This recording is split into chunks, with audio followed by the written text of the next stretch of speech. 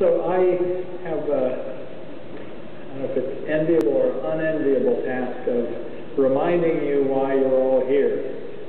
And it's not necessarily going to be what you're expecting. At O'Reilly, our company mission we describe as changing the world by spreading the knowledge of innovators. And that's what we're really thinking about with Web2.0. We're in the middle of an enormous change. We are making a change in the world. And I want to talk about some elements of that change today and hopefully get you guys focused on what really matters. Because, of course, if you've been following the headlines, which we've been kind of whipsawed lately. Back in January, we saw J.P. Morgan predicts 2008 will be nothing but net. But within a couple months, we had the economic downturn. It's like, oh my God, clouds loom over tech sector. We had a story called "Is Venture Capital's Affair with Web2.0 Over?" And then there was a whole brouhaha between ComScore and Google. And we saw, then of course Google tops their profit target, and the market jumps back. And boy, I'll tell you, if you're following the headlines, you might as well stay home because you'll be very terminally confused. You have to think about what really matters. What are the deep trends that are driving Web2.0? And that story that talked about, maybe venture capital was the best. I was curious there at how they define Web2.0. They said, we've adopted a strict methodology for categorizing Web2.0 companies. They have a business model that revolves around dynamic interface facilitating participation. Okay, so far. Then applications include podcasting, tagging, blogs, social networking, mashups, and wikis. That's all certainly part of Web2.0, but I don't really think it's the core. I mean, for example, Google would be excluded by their definition, and that doesn't make sense to me. So when I think about Web2.0, I think about some deep trends. The first one is that the Internet really is becoming the platform, a global platform for everything connected. Okay? And the nature of that platform is this amazing tool for harnessing collective intelligence. It's not just about participation. It's about, literally, we are building a platform to make the world smarter, right? To make businesses smarter, to make ourselves smarter. This is an amazing revolution in human augmentation. We're at a turning point that's akin to, literacy or, the formation of cities. This is a huge change in the way the world works. And as part of that, there are new rules about where businesses get value. I've used the phrase data is the intel inside because it's not just about software anymore. There's also, when it is software, it's actually about software that doesn't just reside on a single device like our desktop computer. It's really above the level of a single device. Software delivered as a service rather than an artifact. Big change in the computer industry. So these are not short-term trends. I just want to ask you, do you really think we're done yet with these trends and where they're taking us? I don't. I think we have a long way to go and a lot to discover. And so I want to talk about three particular areas of opportunity that I see right now. One is Web2.0 in the enterprise. Up till now, a lot of the Web2.0 activity has been on the consumer internet. But I think enterprises really are starting to understand that Web2.0 is about turning themselves inside out, becoming network citizens, opening themselves to the world in new ways. Secondly, Web2.0 is evolving into cloud computing, which is really where the web as platform becomes the reality for businesses and individuals in new ways. And finally, the web as a artifact of the PC is going away. Mobile phones and ubiquitous sensors are completely changing the way we interact with computers. And so I'm going to talk a little bit about each of those opportunities. So, Web2.0 in the enterprise. Now, when a lot of people think about this, they might think about something like Dell IdeaStorm. Fabulous site that lets Dell interact with its customers, get information from them about ideas for products, feedback. And this is, in fact, a big part of companies learning the social web. And I do believe in this. In fact, O'Reilly today just announced O'Reilly in Practice, which is our training and consulting division working with enterprises on Web2.0 and social web type activity. But the real heart of Web2.0, you have to remember, is collective intelligence, which I've defined as harnessing network effects to build applications that get better the more people use them. Now, that's certainly true about something like Dell IdeaStorm, but it doesn't really get to the heart of the enterprise. And I'm going to give you an example of how this works. And when you think about turning 1.0 into 2.0, I compare, for example, a Web2.0 company like Google to a large bank. Right? Both of them have massive data centers, right? They both get data from customers. They actually sell services. They don't sell products, right? The data gets better all the time through constant interaction with the service. The companies do data mining of the customer behavior. But only one of them does real-time user-facing services based on the data. You know, your bank has so much data that they don't give you, whereas Google is all about giving you services against their data. So let me give you an example of this, a banking example through actually, sorry, I'm jumping ahead of myself on the slide. The key piece of this is actually about finding meaning in that data that you've got, but then turning it into user-facing services. So this is why I actually define Google PageRank as sort of the beginning of the Web2.0 era. It was the realization that there was meaning hidden in links. You know, that a link was a vote. And that was where Google had this breakthrough in search. So there's all kinds of other areas in the enterprise where there's hidden meaning in enterprise data. And right now, companies try to mine that data in their back office, but they don't give it to us. So sometimes startups turn around and say, well, we're going to liberate that data. Many of you perhaps are in that business. Well, there's one company I wanted to highlight today, a company called Wasabi. I'm an investor and a board member, so I want to disclose that. This is a personal finance application on the web. Here you have a view of somebody's account, their spending. But Wasabi, like Google with PageRank, realized that how people spend their money is a vote. And if you look in the middle of the screen, you'll see that this particular person spent, I can't quite read it, $964 or something like that at Weatherford BMW. Big BMW place over on near the entrance to the Bay Bridge over in Berkeley. It's sort of a landmark in Berkeley, a big dealership. But Wasabi, by aggregating the collective intelligence that people are sharing from their bank account data, is able to make recommendations. And on that link, they introduced a new feature today called merchant pages. And the merchant pages give people collective intelligence about spending. And what they discovered in the data was that people who go to Weatherford BMW versus this little hole in the wall called Bavarian Pro, which is also in Berkeley, spend twice as much. But only 17% of them recommend it. Only 15% of them come back regularly, right? Versus Bavarian Pro, half the price, 96% recommend it. But Bavarian Pro doesn't have any marketing, so they're a little hole in the wall. The other place is a big deal. So there's this new opportunity for a bank, for example, to say, wow, we can make this useful data available to our customers. So what Wasabi did was they said, look, the bank's not doing it, we can do it. And they're focused relentlessly on this idealistic vision of let's make this data more useful to our customers. Right? And I think that is a lot of what Enterprise 2.0 is about. It's letting users into your back office and then turning your company inside out so they can be part of all that data that you have. You know, if you don't, well, you can wait for an innovative startup to do it for you. And so if you're out there in the business of looking for opportunities, think about ways to help enterprises serve their customers better, make their customers smarter, more capable. On the next topic, cloud computing. You guys obviously have been hearing about this a lot, but I actually want to use a fabulous quote from one of our speakers later tonight, Clay Shirky, at the predecessor to this conference, our P2P and Web Services conference back in 2001, which was entitled Building the Internet Operating System. Clay had this great story. He said, Thomas Watson at IBM once said he saw no need for more than 5 computers worldwide. We now know that he was wrong.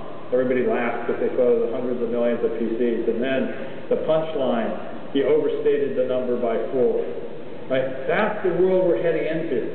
Right? What we used to think of as a computer is really just a device connected to the global computer. You know, you guys know that. When you don't have Wi-Fi, you go, man, this piece of junk, let me throw it away. right? When you can't get cell phone coverage, it's a piece of junk, right? If you're not connected to the cloud, it doesn't really matter. And that's really where we're headed. The computer is every computer. What we used to call a computer is just a device attached to the single global computer. And so thinking about that, of course, Amazon is a great example of a company that got ahead of the curve. They started offering infrastructure services on that global computer, where they really are taking seriously the idea of the Internet as operating system, and, for example, offering storage and processing at an amazingly affordable price and with a great business model. And there's, of course, an ecosystem growing up around Amazon Web Services here. So companies like RightScale or Heroku, which are basically development front ends that allow people to manage these cloud computing applications. There's a lot of opportunity in building the infrastructure in which we really start treating the Internet as an operating system. Of course, Google's gotten into the game. We're going to be hearing more about Google App Engine at the conference here. There are also startups that are going head-on with these guys. A company called Engineer that's doing their own hosting of applications and very sort of powerful web operations tools. So I think great opportunity there. But there's something to worry about in this move to the Internet as a platform. And it was crystallized in a really nice way the other day by Fred Wilson of Union Square Ventures, VC in New York. And on his blog the other day, he did a post called The Difference Between WordPress and Facebook. And the entry goes on, is about $14.8 billion, according to the publicly available information about the most recent financing. You know, $15 billion for Facebook, $200 million for Automatic. But then he compares the Comscore growth trends. And he says, my God, you know, WordPress isn't that far behind Facebook in growth and in the number of page views. What's the difference? And the difference is that the industry, the market, values consolidation. The market, it values centralization over decentralization to the tune, in this particular case, of $14.8 billion. And the fact that the market values centralization is part of a trend that we need to be aware of. Because where that's going to lead us is back to the world that, you know, we thought we were getting out of with Microsoft. Because if we end up with large centralized players, we start to gobble each other up, we maybe end up with too few players, and we start losing the freedom and innovation that we've had so far. So we need to watch that. And it's a big part of Web 2.0 that we have to be aware of and worry about. The collective intelligence and this data as Intel and Sinai did are joined at the hip, because every true Web 2.0 company is actually building a database whose value grows in proportion to the number of participants. And there's a race, basically, to grow that database, because bigger is better. When you think about it, you know, Google is better than the competitors. eBay is better than the competitors. Amazon is better than the competitors, because getting all the things in one place is really helpful. And so that gives you accelerating returns to the winners. And that's a kind of paradox in Web 2.0, that applications that are built on open, decentralized networks actually lead to new concentrations of power. Unless we think about how to build interoperability into the next layer. So right now this is happening a lot in this area of the social graph, where people are starting to say, how do we keep that open? You have to think about it hard. So that's why things like programmable web really matter, thinking about the web as a platform and as an open platform. And it's why we have open and interoperability as a theme. Tomorrow morning's keynotes are all going to be about openness. Okay, moving on. I'm really running behind here. I've got to talk about mobile a little bit. When many of you think about mobile on the web, you're probably thinking about, wow, you know, things like the iPhone, fabulous internet device. But I want you to think again about this Web 2.0 mantra that I've used for many years, which is software above the level of a single device. That's the heart of what we have to think about. We're moving to a world where software that is on a single device is less useful than software that's connected, that lives in the cloud. So you need to realize that mobile does not equal the phone. Right? Great example, Microsoft just introduced this live mesh product, synchronization in the cloud for a range of devices. That's starting to be in an interesting direction, although I noticed that it supports Windows devices only. They don't really get it. But they'll hopefully talk about that some more, about why they do get it, and hopefully they'll be opening up. But also think about new kinds of display surfaces. If you guys watch the election night coverage, you see the Jeff Hung's Perceptive Pixel, large screen, touch screen displays. This is the iPhone writ large. New interaction paradigms, where we literally are dealing with new kinds of display surfaces, new ways of interacting with computers that are backed by large databases. Or here's a crowd, a small crowd to be sure, playing a game against a public screen using their cell phone as a controller. A startup called Megaphone.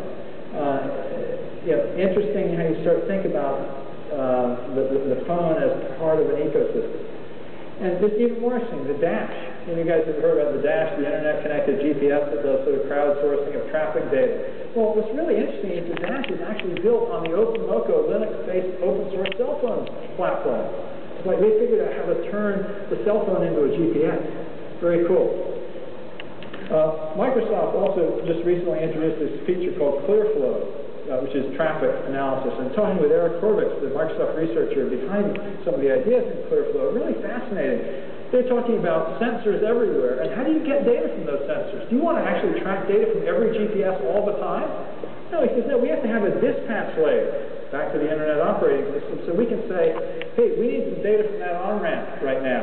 And maybe you have a social contract with your customers that says, we'll get data a few times, a month. But, then you have a dispatch layer to collect the data just what you need when you need it, so that you can say, yeah, the on-ramp's congested now, or this back street is congested.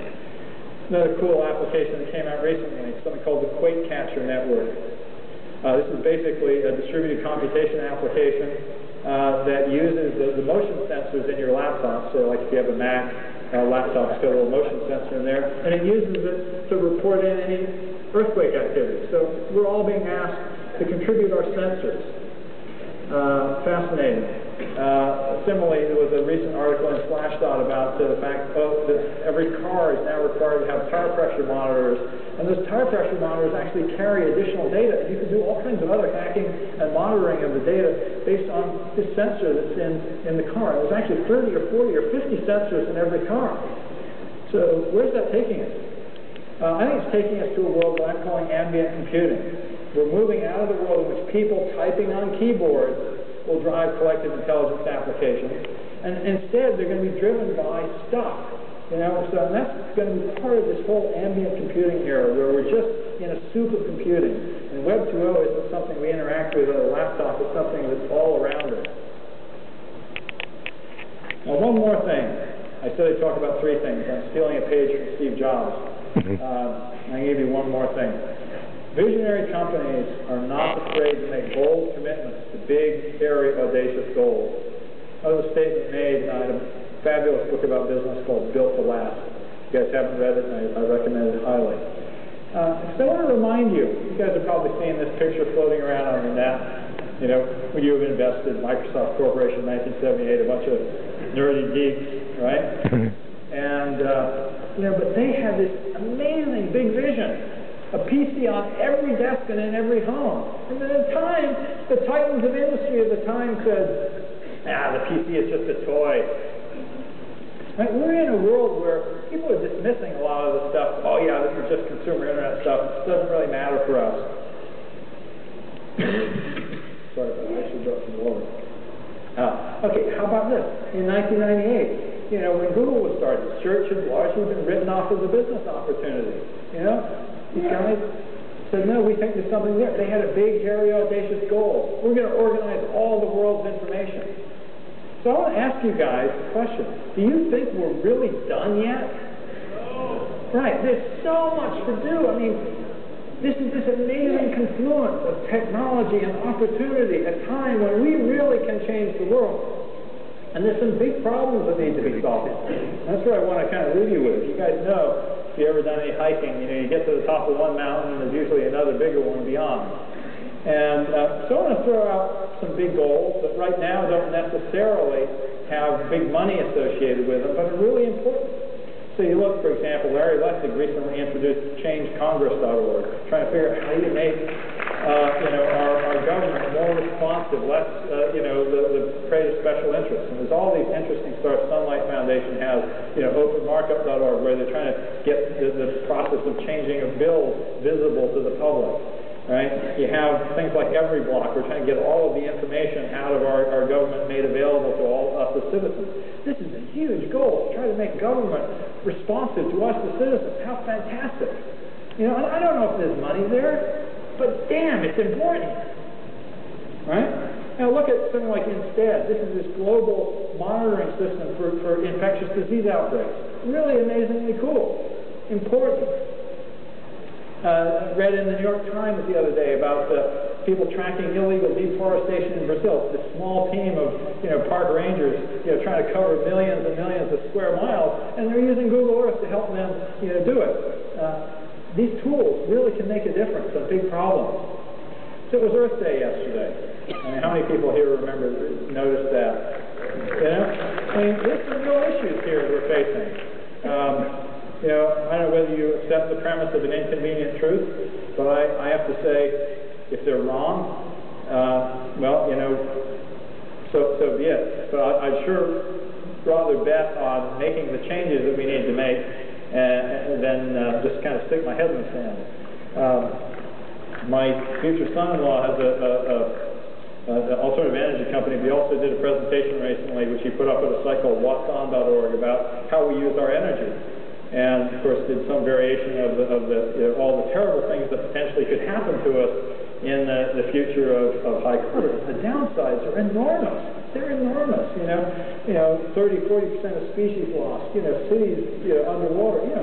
If we're wrong and we make investments in these big problems, we'll actually have invented really cool new technology. That's not a terrible outcome. If we're wrong and we've done nothing, we really have disaster ahead of us. And so I just want to remind you and urge you to not follow the headlines, to not just say, what's the latest hot thing, but to think about and to go after big, hard problems. And I want to, finish, actually, here's another, food riots, in the article. So there's big problems coming. And there's a poem, and I actually realized I screwed up, because normally I have my laptop on the podium. My eyes are not sharp enough to read it, so I'm going to have to jump down here so I can read it. This is a poem by Rainer Maria Rilke, which I actually recited to my father on his deathbed 25 years ago, something that's sort of part of my core belief system, and I want to share it with you. And it's really about this idea of tackling hard problems. It's called The Man Watching. He says, I can tell by the way the trees beat after so many dull days on my worried window pane that a storm is coming. The storm, the shifter of shapes, drives on across the woods and across time, and the world looks as if it had no age. The landscape, like a line in the psalm book, is seriousness and weight and eternity. This is the part I love. What we choose to fight is so tiny. What fights us is so great. If only we would let ourselves be dominated as things do by some immense storm, we would become strong too and not need names. When we win, it's with small things, and the triumph itself makes us small. What is extraordinary and eternal does not want to be bent by us. I mean, the angel who appeared to the wrestlers of the Old Testament, when the wrestlers' sinews grew long like metal strings, he felt them under his fingers like chords of deep music. Whoever was beaten by this angel, who often simply declined the fight, went away proud and strengthened and great from that harsh hand that needed him as if to change his shape. Winning does not tempt that man. This is how he grows, by being defeated decisively by constantly greater beings. So here's a picture by Delacroix of Jacob wrestling with the angel. It appears in the Cathedral of St. Sulpice in Paris. That's the image I want to leave with you. I want you to think about wrestling with the angel, tackling big, hard problems. And if you win or if you lose, make a difference. Make a difference. Thank you very much.